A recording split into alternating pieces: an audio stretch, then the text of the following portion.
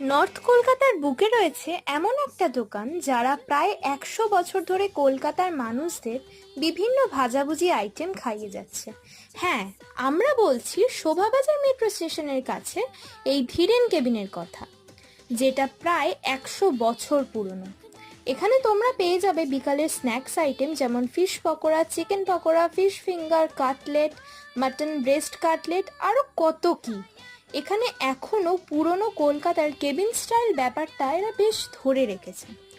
আমরা নিয়ে নিয়েছিলাম ফিশ ফ্রাই, ফিশ কবিরাজি, মাটন ব্রেস্ট কাটলেট আর প্যান্থারাস। প্রতিটা খাবার এখানে খুব ভালো আর খুব টেস্টি, খুব ফ্লেভারফুল। প্যান্থারাস যেটার ভিতরে মাটনের পরিমাণ ঠিকঠাক ছিল।